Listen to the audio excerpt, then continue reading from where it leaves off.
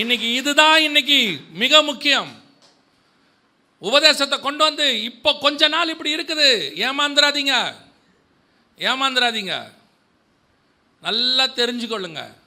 இந்த கொஞ்ச நாள் மாயைக்காக அவன் பண்ணுறது எல்லாம் ஒரு நாள் ஒளிஞ்சு போயிடும்.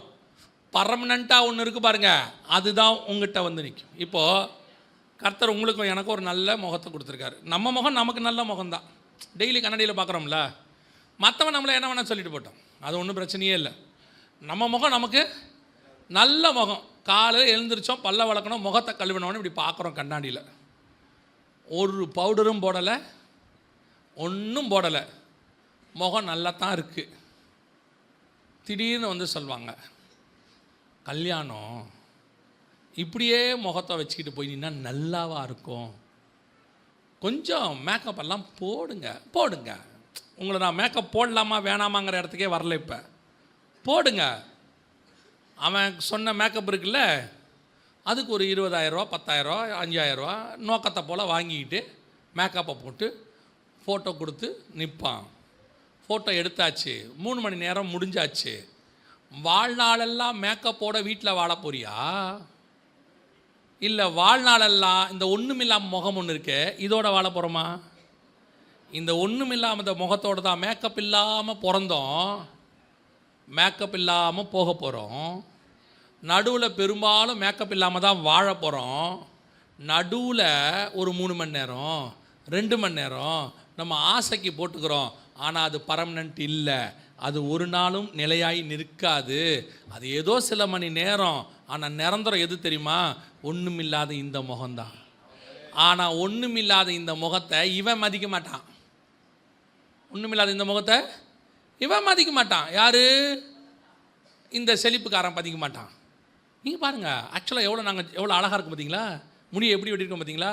எப்படி நீங்கள் பண்ணிக்கிங்க தம்பி, வேணாங்கலை, வேணானே சொல்லலை.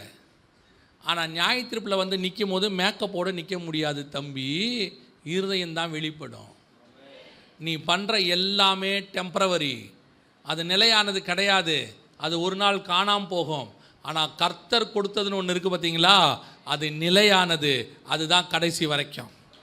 இந்த டெம்பரவரிக்கு நீ கொடுக்குற இம்பார்ட்டன்ஸ் இருக்கு பாரு, இதுதான் உலகம், இப்படி தான் இருக்கணும். இப்போ முழுக்க முழுக்க விளம்பரம் என்ன வந்துருச்சு? மேக்கப் பற்றி விளம்பரம் வந்துருச்சு. மேக்கப் இல்லாமல் வெளியே போனால் கேவலம் ஆகி போச்சு. முந்தைய கல்யாணத்துக்கு மட்டும் போட்டாங்க, இப்போ வெளியே போனாலே போடணும், அவ்வளோதான். இல்லை மேக்கப் இல்லாமல் எப்படி வர்றது கேட்குறாங்க.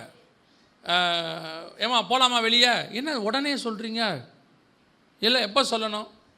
நீங்கள் காலையில் சொல்லியிருந்தால் நான் ரெடியாக இருப்பேன். என்ன ரெடியாக இருப்பேன்? நான் 3 மணிக்கே போய் என்ன பண்ணியிருப்பேன்? ஏம்மா நல்லா முகத்தை கழுவிட்டு பவுடர். அங்கே வரவங்கெல்லாம் எப்படி வராங்க, அவங்க வரும்போது நான் மட்டும் எப்படி போய் அங்கே நிற்கிறது? என்னை கேவலமாக நினைக்க மாட்டாங்களா? நினைக்க மாட்டாங்க. அப்படி கேவலமாக நினைக்கிறான்னா அது அவனுடைய பிரச்சனை, அது அவன் பிரச்சனை. ஒரு ஊழியக்காரர் தம் மனைவியை எங்கே போனாலும் புடவை கட்டி தான் கூட்டிகிட்டு போவார். அப்படி தான் போவாங்கன்னு வச்சுங்க. இப்போ பாருங்கள், புடவை கட்டி கூட்டிகிட்டு போவாருங்கிறது மெசேஜ் ஆகி போச்சு. பொதுவாக அப்படி தான் போவாங்க, எல்லா இடத்துக்கும் புடவை கட்டி தான் கூப்பிட்டு போவாங்க. இப்போ புடவை கட்டி கூட்டிகிட்டு போவாங்கன்றது என்ன ஆயிடுச்சு? மெசேஜில் சொல்கிற மாதிரி ஆயிடுச்சு. அந்த அம்மா போகிற இடத்தெல்லாம் பார்த்தா வர்றதெல்லாம் பயங்கரமாக வரும். இப்போ ஊழியக்காரர்கிட்ட அடிக்கடி சொல்லுவாங்களாம், ஏன்பா அவங்களாம் எப்படி வராங்க பாருப்பா, நீங்கள் ஏன்பா என்னை இப்படி புடவை கட்டி கூப்பிட்டு போகிறீங்க? அவர் சொல்லுவாராம், ஏம்மா நல்லா தானே இருக்க, நான் நல்லா தான் இருக்கேன், உங்களுக்கும் நல்லா தான் இருக்கு, வரவங்களுக்கு நல்லா இல்லையே. அவர் சொல்வாரான், நீ எனக்கு மட்டும் நல்லா இருந்தால் போதும். அவன் ஒரு 1/2 மணி நேரம் பார்க்க போகிறான், போத்துட்டு போயிடுவான். இந்த அம்மாவுக்கு மனசு கஷ்டமாகவே இருந்துச்சான். என்னடா இது, எங்கே போனாலும் இப்படியே போகிறோமே இப்படியே போகிறோமே இப்படியே போகிறோமே. ஒரு நாள் ஒரு பெரிய கூட்டம். அந்த கூட்டத்தில் ஒரு விஐபி அவர் மைக்கில் சொல்கிறாராம், நான் இந்த இவங்கெல்லாம் கூட்டத்துக்கு நானும் ஒரு 10 வருஷமாக வந்துக்கிட்டு இருக்கிறேன், பார்க்குறேன். அந்த ஊழியக்கார் பேரை சொல்லி, அவருடைய மனைவி மட்டும்தான் எப்போவுமே டீசெண்டாக வரும், டீசெண்டாக போகும், அந்த அம்மா மாதிரி தான் இருக்கணும் அப்படின்னு மேடையில் சாட்சி சொன்னார். இப்போ இந்த அம்மா திரும்பி ஊழியக்காரரை பார்த்துச்சு. அவர் சொன்னார், இது எனக்குரிய புகழ்ச்சி, நான் தான் உன்னை இப்படி கூப்பிட்டு வந்திருக்கிறேன், நீ என்ன பார்க்காத. எதுக்கு சொல்கிறேன்னு தெரியுமா? ஒரு நாள் நம்ம விஐபி ஒருத்தர் வருவார். அவரோ முகத்தை பார்க்கிறவர் அல்ல, இருதயத்தை பார்க்கிறவர். இன்றைக்கி இருக்கிற நான் இந்த மேக்கப்பெல்லாம் சொன்னது உதாரணத்துக்குன்னு வச்சுக்கோங்க. ஆனால் உள்ளுக்குள்ளே நான் பேசிகிட்டு இருக்கிறேன். இன்றைக்கி இந்த உலகத்தின் மாயையான உபதேசம், செழிப்பு, கேட்குறதுக்கு அப்படி இப்படி, இது எல்லாம் ஒரு நாள் அழிந்து போகும். காயின் பிறக்கிறான். இன்றைக்கி சபைகளில் காயின் தான் பிறந்துக்கிட்டு இருக்கிறான். அதனால் சபை நிரம்புது.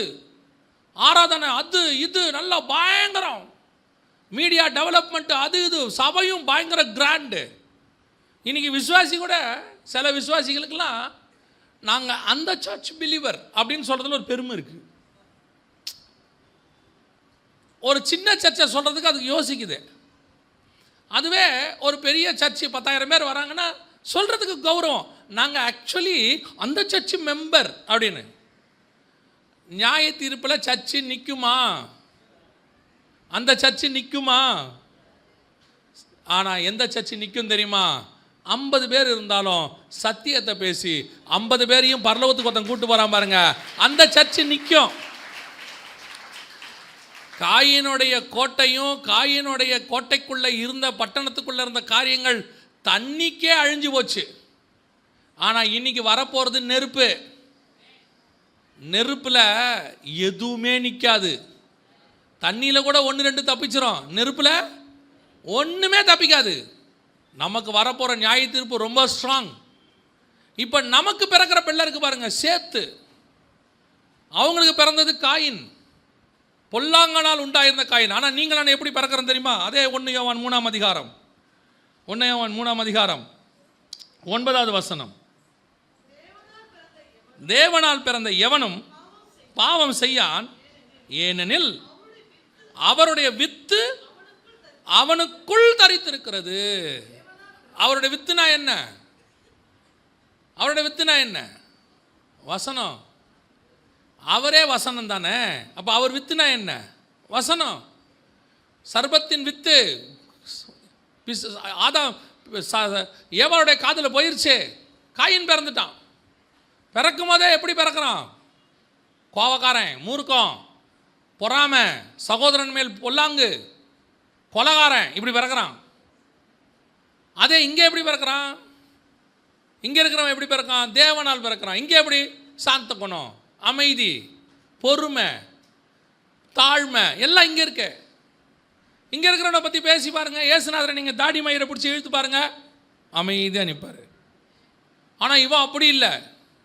இவனை ஏதாவது பேசி பாருங்க, உடனே கெட்ட வார்த்தைக்கு பதிலாக வேற ஒரு நல்ல வார்த்தை பேசுவான்.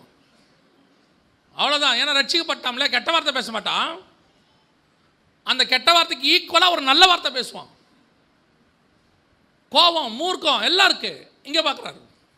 இது வேற. இது தேவனுடைய வித்து, இது தேவனுடைய வசனம். இதில் உண்டானது எப்படி இருக்கும்? இது ஒன்றே ஒன்று செய்யும், சோத்திரம் பண்ணோம், கடைசியாக ஒரு பேழை கட்டும். அந்த பேழை கூட கர்த்தர் சொன்னாலும் கட்டும். அது வான்னு கட்டி ஆண்டவர் என்ன சொல்கிறாரோ அதை மட்டும் செஞ்சுட்டு போகும்.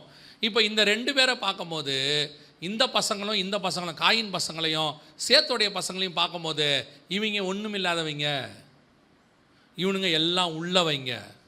ஆனால் எல்லாம் உள்ளது நியாய தீர்ப்பில் நிற்காது. இந்த பூமியில் ஒன்றும் இல்லை, ஆனால் வானத்துக்கு பூமிக்கும் நடுவில் பேழை நிற்கும். சபை பரலோகத்துக்கு போய் நிற்கும், நடுவில் பரதீசில் போய் நிற்கும். அப்போ உங்களுக்கும் எனக்கும் எது தேவைங்கிறத நீங்கள் புரிஞ்சுக்கணும். உங்கள் காதில் வந்து விழும், சொல்லுவாங்க, என்ன உங்கள் சபை இப்படியே இருக்கு, நல்ல கர்த்தருடைய நாமத்தில் ஜெபம் பண்ணிட்டு HDFC பேங்க்கில் கடனை வாங்குங்க, ஊரை பக்கத்தில் நல்ல ஒரு இடத்த கேளுங்க 4 ஏக்கரில். அப்புறம் என்ன, விசுவாசி எல்லார்கிட்ட இருக்கிறது மொத்தத்தையும் பிடுங்குங்க. எப்படி கேட்கணுன்னே உங்களுக்கு தெரியலையே, என்ன பண்ணலாம்? விசுவாசிங்களுக்கு ஆளுக்கு ஒரு உண்டியல் கொடுங்க. அப்புறம் என்ன செய்யலாம்? பிரியாணி வீங்க. அப்புறம் என்ன செய்யலாம்? வடை சுட்டு வீங்க. அப்புறம் என்ன செய்யலாம்? சபையே வித்துருங்க. ஏன் புறாவை வித்தா, காசுக்காரனா மாறினா, எல்லாம் செஞ்சு எப்படியாவது கஷ்டப்பட்டு கடன் பிரதிஷ்டை பண்ணுற அன்னைக்கு, சபை பிரதிஷ்டை பண்ணுற அன்னைக்கு சாட்சி சொல்லுவாங்க, கர்த்தருடைய பெரியாத கிருபையினாலே இவ்வளோ பெரிய சபையை கொடுத்தார், ஆனாலும் கூட 10 லட்சம் கோடி ரூபாய் கடன் இருக்கிறது, கர்த்தர் அடைக்க முடியாது, ஜெபம் பண்ணுவோம். அது கர்த்தர் கொடுக்கல, அது கர்த்தர் கொடுக்கல. பேழை கட்டுறதுக்கு கடனே வராது. கர்த்தர் சொல்லி கட்டுற பேழையில் கடன் வராது. பேழை மகிமை உடையதாக இருக்கும். பேழை மகிமை உடையதாக இருக்கும். சாட்சி எப்படி சொல்லுவோம் தெரியுமா? கர்த்தர் எனக்கு ஆலயத்தை கட்டி கொடுத்தார், கர்த்தர் எங்களை ஆசீர்வதிச்சாரு, எங்கள் கரங்களை பலப்படுத்தினார், கர்த்தர் எங்களோடு கூட இருக்கிறதை நிரூபித்து காட்டினார்னு வரும். அல்லேலூயா. அந்த தேவன் சர்வ வல்லமை உள்ள தேவன். இப்போ ஏவாளுடைய பிறப்பு, ஏவாளுக்கு பிறக்கிறது 2 பிறக்குது சபையில். ஒன்று பொல்லாங்கனால் உண்டாயிருந்த காயின், இன்னொன்று தேவனுடைய வித்து. நம்முடைய சபையில் பொல்லாங்கனால் உண்டான காயின்களுடைய சந்ததி இருக்கவே கூடாது. தேவனால் உண்டான சேத்தினுடைய சந்ததிகள் மட்டும்தான் இருக்கணும். கடைசியாக இப்போது உபதேசம் வந்துச்சு, வித்து உள்ள பிசாசுடைய வித்து வந்துருச்சு, காயின் பிறக்கிறான். ஆனால் இவங்க 2 பேரும் என்ன ஆயிட்டாங்க தெரியுமா? வாசிங்க, நம்ம கடைசி பாயிண்ட் பார்த்துட்டு முடிக்கலாம். ஆதியாகமத்தின் புஸ்தகம் 3ஆம் அதிகாரம் 10-11 வாசிங்க. தேவருடைய சத்தம். இதுக்கு முன்னாடி அவன் யார் சத்தத்தை கேட்டான்? அதுக்கு முன்னாடி யார் சத்தத்தை கேட்டாங்க? சர்பத்தின் சத்தத்தை கேட்டாங்க. இப்போ யார் சத்தத்தை கேட்குறாங்க? தேவனுடைய சத்தம். வாசிங்க. இப்போ தேவனுடைய சத்தம் வந்த உடனே இவனுக்கு ஒன்று தோணுது, இந்த சத்தத்துக்கு முன்னாடி நான் நிர்வாணமாக நிற்க முடியாது. ஏன்? பிசாசுடைய சத்தம் என்னை நிர்வாணத்துக்கு நிற்க வச்சிச்சு, எனக்கு அப்போ கவலையே இல்லை. பிசாசு சத்தம் வரும்போது நான் நிர்வாணங்கிற கவலையே எனக்கு இல்லை. ஆனால் கர்த்தருடைய சத்தம் வரும்போது இந்த நிர்வாணம் எனக்கு ஒரு பயத்தை உண்டாக்குகிறது.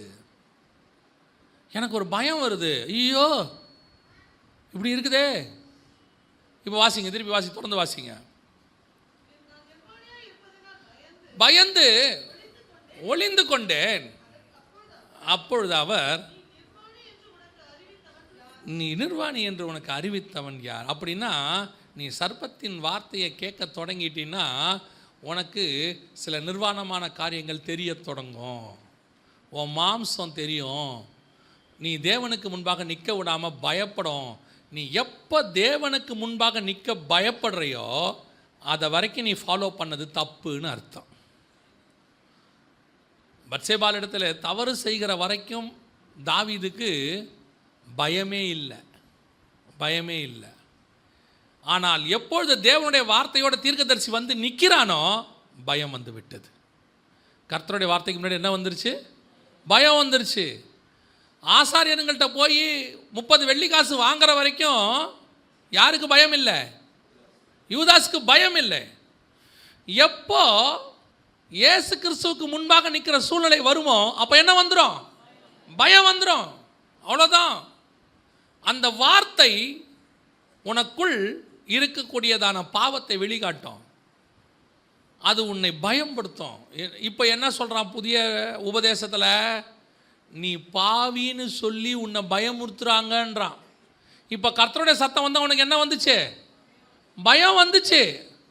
இப்போ என்ன சொல்கிறான்? நீ பாவம் செஞ்சாலும் பயப்படாத. இப்போ என்ன உனக்கு சொல்லி கொடுக்குறான் தெரியுமா?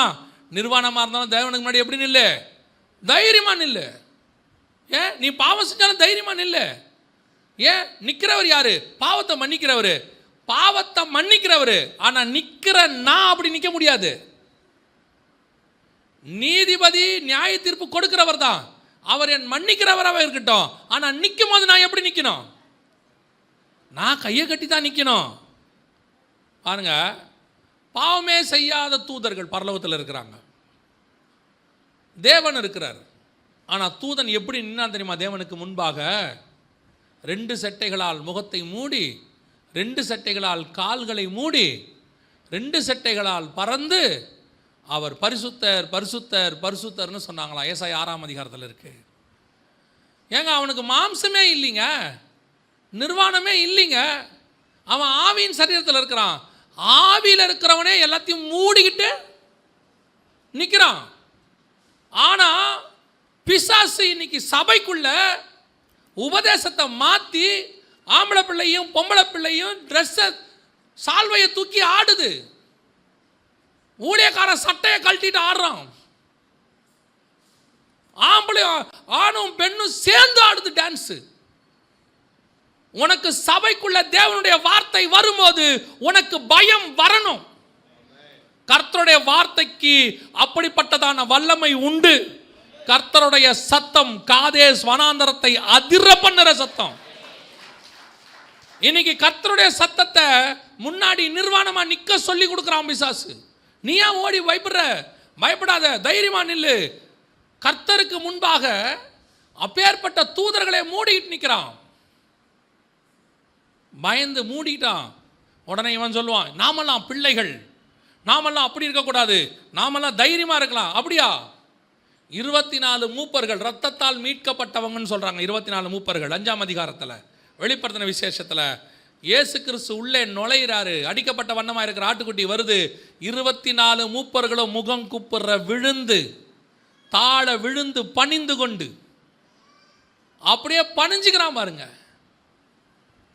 தேவன வார்த்தை வரும்போது உனக்குள்ள ஒரு சுத்திகரிப்பு நடக்கும். நீ அந்த சுத்திகரிப்பில் கர்த்தருக்கு முன்பாக யோசிச்சு பாருங்க. அப்பேற்பட்ட எலியா, வானத்துக்கு ஏறி போன எலியா, கர்த்தருடைய வார்த்தை வரும்போது தன் முகத்தை மூடிக்கொண்டான். இன்னைக்கு என்ன சொல்லி கொடுக்குறான்? ஆடு, குதி, விசிலடி, கத்து, கூக்குரல் எடு. அதெல்லாம் ஒன்றும் இல்லை. உன்னை பயமுறுத்தி வச்சிருக்கிறாங்க. உனக்கு பிசாசை பற்றின பயம்தான் இருக்கக்கூடாதே ஒழிய தேவனை பற்றின பயம் இருக்கணும். தேவனை பற்றின பயம் இருக்கணும்.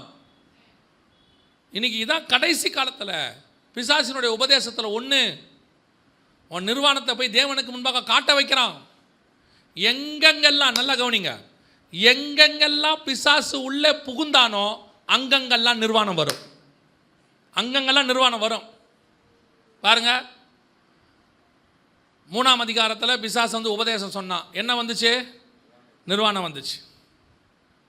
அதே மாதிரி நோவாவுடைய பசங்க எப்போ காம் அடுத்தவருடைய பாவத்தை போய் வெளியே சொல்கிறோம் நான் மாறினானோ அங்கே என்ன வந்துச்சு?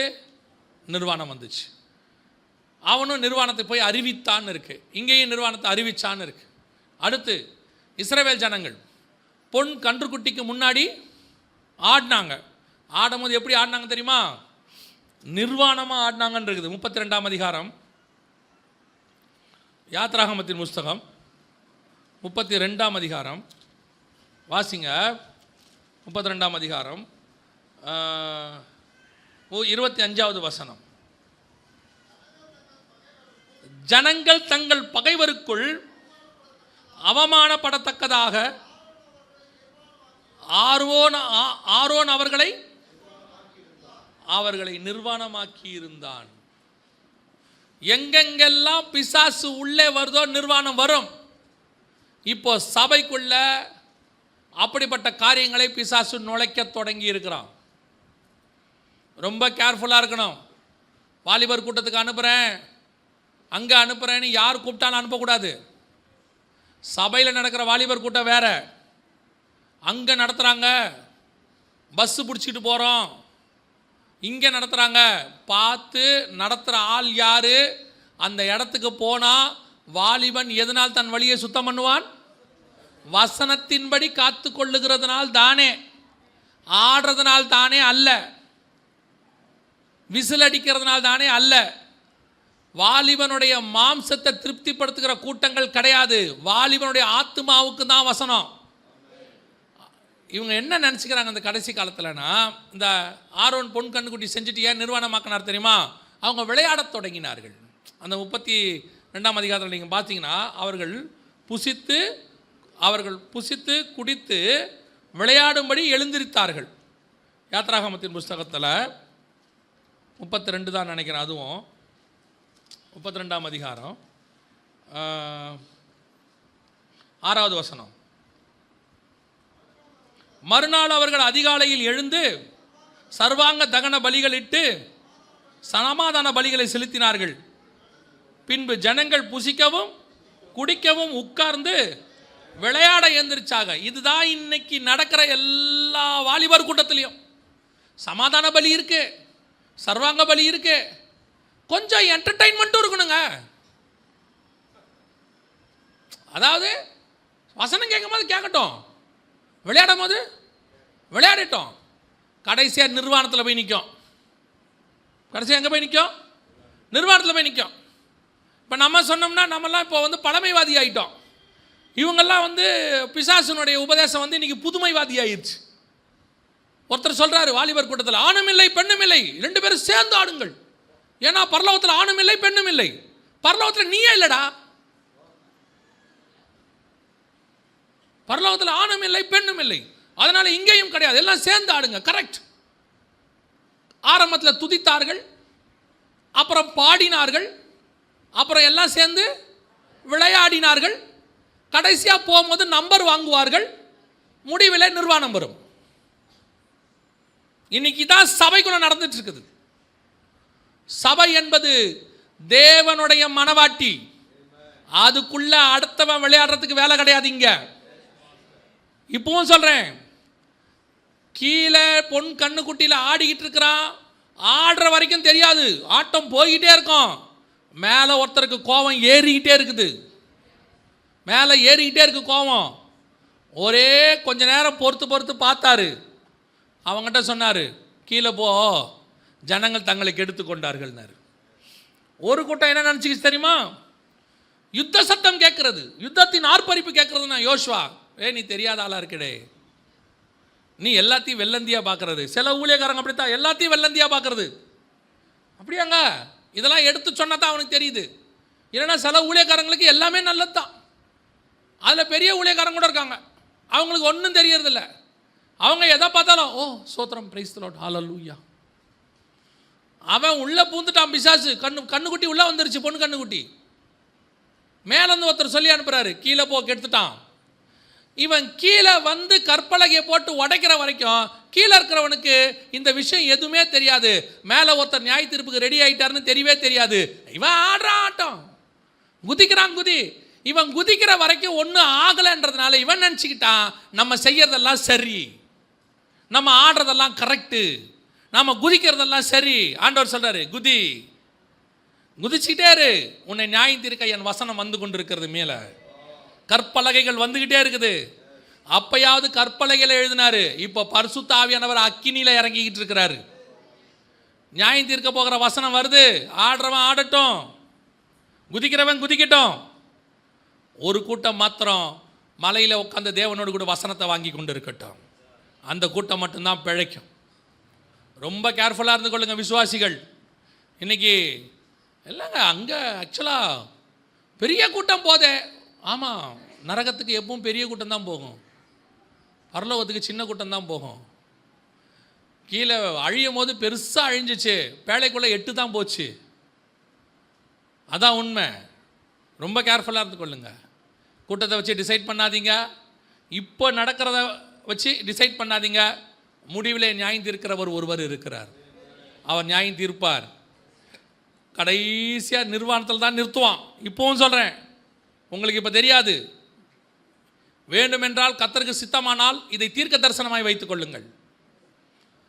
இப்பொழுது ஆடிக்கொண்டிருக்கிற இவர்கள் ஒரு நாள் நிர்வாணத்தில் கொண்டு வந்து நிறுத்துவார்கள். எல்லாரையும் தப்பு இல்லைம்பான், குற்றம் இல்லைம்பான், கர்த்தர் எல்லாத்தையும் எடுத்து போட்டாரும்பான். பிள்ளைகளை மோசம் போக்குற ஒரு பெரிய கூட்டம் வெளியே சுற்றிக்கிட்டு இருக்குது. உங்களுக்கும் எனக்கும் தேவனுடைய வித்து உள்ளே இருக்கிறது. நீ நானும் எப்படி இருப்போம் தெரியுமா? வாசிங்க முடிக்கலாம். நீங்களான மனவாட்டி, நாம் எப்படி இருப்போம் தெரியுமா? ஏவாள் நிர்வாணமானாங்க. ஆனால் உங்களுக்கும் எனக்கும் வெளிப்படுத்தின விசேஷம் 19ஆம் அதிகாரம் 7-8 வாசிங்க.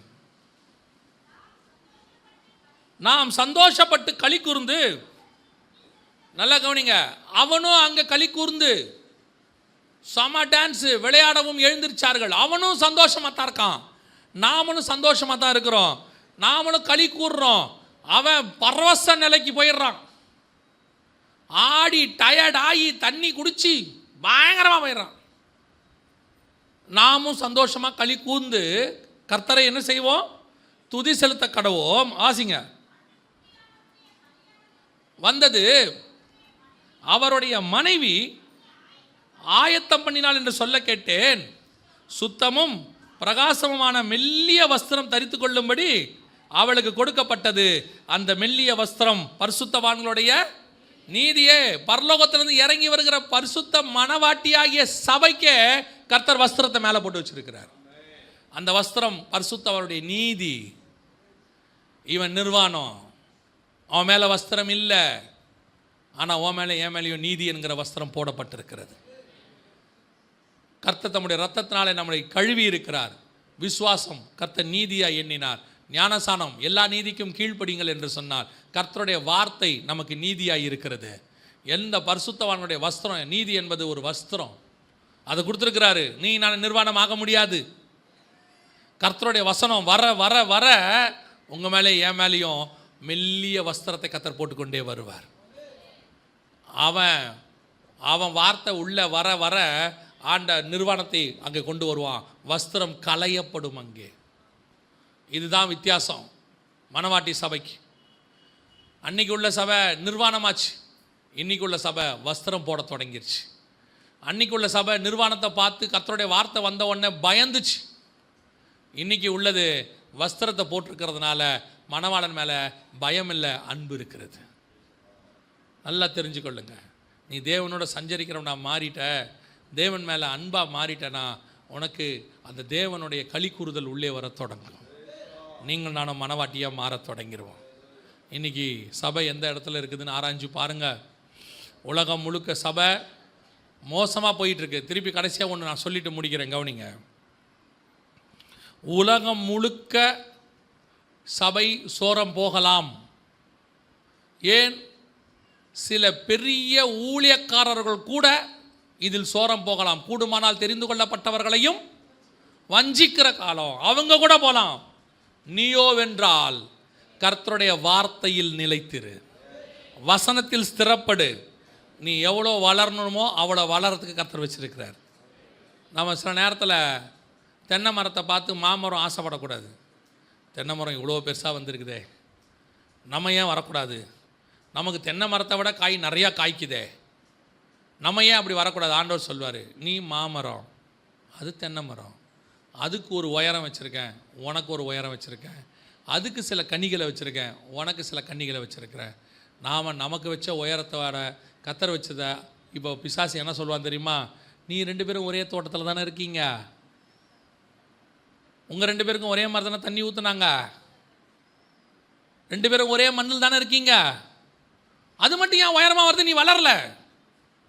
உன்னை இப்படியே வசனம் பேசி பேசி உன்னை மட்டுப்படுத்தி வச்சுருக்காங்க. நீ ஆசைப்படு, உயரமாக வரணும் ஆண்டவரே, உயரமாக வரணும் ஆண்டவரேன்னு கேளும்பா.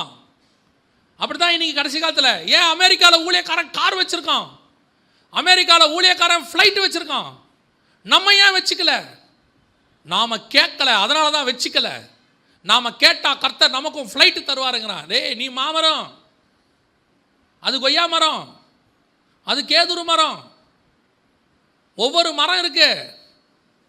இல்லை நோவாவுடைய பேழையை கொப்பேர் மரத்தில் தான் செஞ்சாங்க. நம்ம ஆசாரிப்பு கூடத்தையும் கொப்பேர் மரத்தில் தான் செய்யணும். ஆசாரிப்பு கூடத்தை சித்தி மரத்தில் செய்யணும், அந்த கொப்பேர் மரத்தில் செய்யணும். எதை செய்யணும்னு பரலோகம் நிர்ணயிச்சு வச்சுருக்கோ அதை அதில் தான் செய்யணும். இதுதான் பிசாசு காட்டுற ஆசை உனக்கு. இப்படிலாம் வசனம் பேசி உன்னை ஏமாற்றுவாங்க. நீ கேர்ஃபுல்லாரு. அமெரிக்காவில் ஊழியக்காரன் ஃப்ளைட் வாங்கிட்டான், மலேசியாவில் அவங்கெல்லாம் பெரிய பெரிய காரில் போகிறாங்க, நீ மட்டும் ஏன் போல? இப்படி வசனம்னு சொல்லித்தான் உன்னை மட்டுப்படுத்திட்டாங்க. நீ கேட்டினா கர்த்தர் உன்னை ஆசீர்வதிக்க வல்லமையுள்ளவராக இருப்பார். இப்போது பிசாசு, நீங்கள் கேட்ட உடனே பிசாசு நீங்கள் கேட்குறீங்க தெரிஞ்சோன்னே அவன் வந்துடுவான். உள்ள நான் பார்த்துக்கிறேன், இனிமேல் நீ போடான்றான் அவனை. என்ன மாமரம் நீ இப்படி இருக்க, நம்ம ஜிஎம்ஓ ப்ராடக்டாக மாறிடுவோம். ஜிஎம்ஓனா ஜெனட்டிக்கலி மாடிஃபைடு. நம்ம கொஞ்சம் சிலுமிசை வேலை செஞ்சோம்னா மரத்தை பெருசாக வளர்க்கலாம், நல்ல குண்டாக மாற்றலாம். இப்போ தென்னை மரத்தை இப்போ அவன் சொல்கிறான், மாமரம் நீ பெரிய மரமாக மாற முடியாது, வேணா என்ன செய்யலாம், தென்னை மரத்தை குட்டையாக்கிடுவோம். தென்னை மரம் இப்போ எப்படி இருக்குது? குட்டையாக இருக்கு. பார்த்தியா, நம்ம எல்லாம் ஒரே அளவுக்கு வந்துட்டோம். ஏமாற்றிக்கிட்டு இருக்கிறான். ஏமாந்துராத. உன்னை ஏமாத்துறவன் வேற யாரும் இல்லை, ஊழியக்காரன் போர்வையில் இருக்கிறவன் தான் ஏமாத்துவான். உனக்குன்னு கர்த்தர் ஒன்று வச்சிருக்கிறார், ஒரு நிலம். உங்களுக்கு என்று ஒரு உயரம் வச்சிருக்கிறார். உங்களுக்குன்னு சில கனி கொடுக்கிற விஷயத்தை வச்சிருக்கிறார். அதிலே கர்த்தர் உங்களை ஆசீர்வதிப்பார். அந்த டேஸ்ட் வேற, இந்த டேஸ்ட் வேற. நமக்கு ஆண்டவர் சில காரியங்களை வச்சிருக்கிறார். நம்ம இப்படி தான் இருக்கணும்னு வச்சிருக்கிறார். உன்னை அமெரிக்காவில் இருக்கிற ஊழியக்காரனை மாதிரி ஆக்கணும், அமெரிக்காவில் இருக்கிற விசுவாசி மாதிரி ஆக்கணும்னா உன்னை அமெரிக்காலே கொண்டு போய் வச்சிருப்பார். பிறக்கும் போதே உன்னை என்ன பண்ணியிருப்பார்? அமெரிக்காவில் பிறக்க வச்சிருக்க போகிறாரு. எதுக்கு இந்தியாவில் வச்சார்? இங்கே நாம் என்ன போடணும், என்ன சாப்பிடணும்னு அவருக்கு தெரியும். இங்கே நமக்கு அரிசி சாப்பிட்டா தான் ஒத்து வரும். அவன் சொல்லுவான், அரிசி ரொம்ப கெடுதி, ஓட்ஸ் சாப்பிடுங்கள். அமெரிக்காவில் ஓட்ஸ் சாப்பிடுகிறார்கள். இங்கே பீஸா சாப்பிடுங்க. என்ன ஸ்டைலாக பிடிச்சி சாப்பிட்ற மாதிரிங்க. நீங்கள் என்னங்க குழம்ப ஊற்றி பிசைஞ்சி கூட்டு பொரியெல்லாம் வச்சு, ஆக்சுவலி பாருங்கள், இந்த பீஸாவை எடுத்து அப்படி வாயில் 2 வச்சா எவ்வளோ அழகாக இருக்குது. செத்து போவேன். என் ஜீனுக்கு எது ஒத்து வரும்னு பரலோகம் நிர்ணயம் பண்ணி என்னை கொண்டாந்து இங்கே உட்கார வச்சுருக்க. நான் நார்த் இந்தியாவில் இருந்தால் கூட வாழ முடியாதுதான் என்னை கொண்டு வந்து சவுத் இந்தியாவில் வச்சுருக்கிறார் கர்த்தர். பரலோகத்துக்கு நல்லா தெரியும் யார் யாரை எங்கெங்கே எப்படி வச்சு எப்படி ஆசீர்வதிக்கணும். அவனுக்கு என்ன, இவங்க என்னமோ புதுசாக வந்து நமக்கு சொல்லி கொடுக்குறாங்க.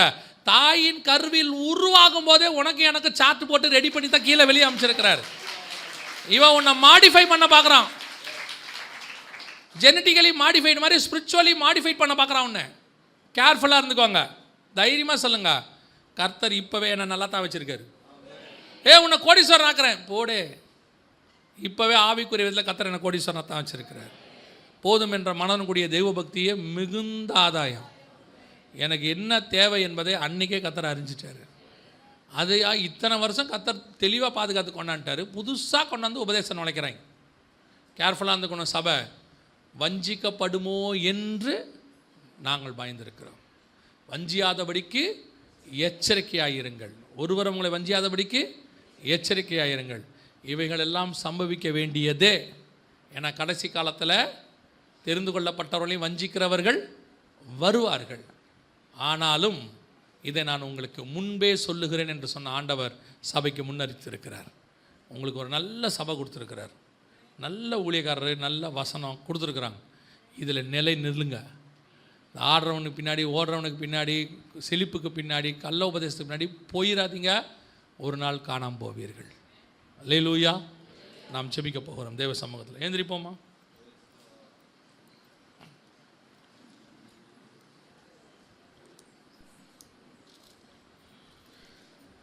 எல்லா கண்களையும் மூடுவோம்.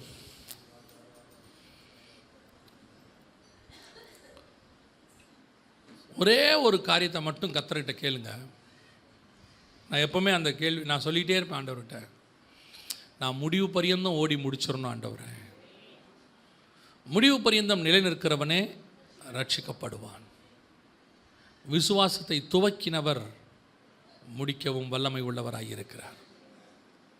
ரொம்ப கேர்ஃபுல்லாக, ரொம்ப கேர்ஃபுல்லாக முடிவு பரியந்தம் ஓடிடணும். கூடுமானால் தெரிந்து கொள்ளப்பட்டவர்களையும் வஞ்சிக்கிற காலம் இது. எத்தனையோ உபதேசத்தில் இருந்த ஊழியக்காரங்க, நல்ல உபதேசத்தில் இருந்த ஊழியக்காரங்க கூட வழி விலகி போயிட்டாங்க. மாயையான பிரசங்களுக்கு மயங்கிட்டாங்க. வஞ்சனையான வார்த்தைகளில் விழுந்து போயிட்டாங்க. அவர்களுக்குள் காயினுடைய வித்து விழ ஆரம்பிச்சிருச்சு. ஆனால் உங்களுக்குள்ளும் எனக்குள்ளும் தேவனுடைய வித்தாகிய வசனம் நிலைத்திருக்கிறது. அது ஒரு நாளும் விழுந்து போகாது. கர்த்தர் உங்களை என்னையும் வசனத்தில் உருவாக்கி இருக்கிறார், கட்டி இருக்கிறாரு. அந்த வசனம் உங்களை என்னையும் பாதுகாக்கும். கர்த்தருடைய வசனம் ஒரு நாளும் உங்களை என்னையும் தாழ விடாது. அது தூக்கி எடுத்துடும், அது மீட்டுடும், அது கொண்டு போய் பரலோகத்திலையும் சேர்த்துடும். ஆனால் நீங்கள் மட்டும் ரொம்ப கேர்ஃபுல்லாக இருங்க. தோட்டத்துக்குள்ளே சர்ப்பம் வராதபடி, உங்கள் வீட்டுக்குள்ளே கள்ள உபதேசம் டிவி வழியாகவோ யூடியூப் வழியாகவோ வராதபடி கேர்ஃபுல்லாக இருங்க. இதோ காலம் சமீபம். இன்னும் கொஞ்ச காலம்தான் இந்த பாடு. எல்லா காலத்திலும் சபைக்கு இந்த மாதிரி உபதேச பிரச்சனை வந்திருக்குது. இப்போ கடைசி காலத்தில் பிசாசு எவனை விழுங்கலாமோ என்று வகை தேடி சுற்றி திரிகிறான். மிக மோசமாக பிசாசினுடைய தாக்கம் கள்ள உபதேசம் சபைக்கு நேராக திரும்பி இருக்கு. இதுதான் நாம் பத்திரமா சபையை பாதுகாக்க வேண்டிய காலம். ஆவியானவர் சபைக்கு சொல்லுகிறதை காது உள்ளவன் கேட்க கடவன். சபையில் பிசாசும் பேசும், சில நேரத்தில் பாம்பு உள்ளே நுழைஞ்சிரும். அதை விடாமல் பாதுகாக்க வேண்டிய பொறுப்பு நம்ம கையில் இருக்குது. ஒப்பு கொடுப்போமா? சர்வ வல்லமையுள்ள எங்கள் தகப்பனே, அருமையான வேலைக்காய் உமக்கு ஸ்தோத்திரம். கிருபையுள்ள கரத்தில் எங்களை தாழ்த்துகிறோம். இந்த சபையை நீர் எவ்வளவாய் நேசிக்கிறீர் ஆண்டவரே. ஆண்டவரே, வழுவாதபடி நாங்கள் இருக்கவும், ஆண்டவரே மகிமையுள்ள சன்னிதானத்தில் நிற்கவும் நீர் எங்களுக்கு தந்திருக்கிற கிருபைக்காக உமக்கு நன்றி ஆண்டவரே. நாங்கள் எப்பொழுதும் உமக்கு முன்பாக நிற்க கிருபை பாராட்டும் ஆண்டவரே. நாங்கள் பெரிய லெவலில் போக வேணாம் ஆண்டவரே, ஆனால் நல்ல லெவலில் உங்களோட கூட இருக்கணும் ஆண்டவரே. நாங்கள் பெரிய சபைன்னு பேர் எடுக்கிறோமோ இல்லையோ, நல்ல சபைன்னு பேர் எடுக்கணும் ஆண்டவரே. அப்பா, எங்களுக்கு அந்த கிருபையை கட்டளையிடுங்க. கடைசி வரைக்கும் நல்ல மனவாட்டியா, மாசற்ற மனவாட்டியா, கரை திரையற்ற மனவாட்டியா, கற்புள்ள கன்னிகையா நாங்கள் உமக்கு முன்பாக நிற்க கிருபை பாராட்டும். மகிமையுள்ள கரத்தில் எங்களை தாழ்த்துகிறோம் எங்கள் ஆண்டவர் இயேசுவின் நாமத்தில் பிதாவே.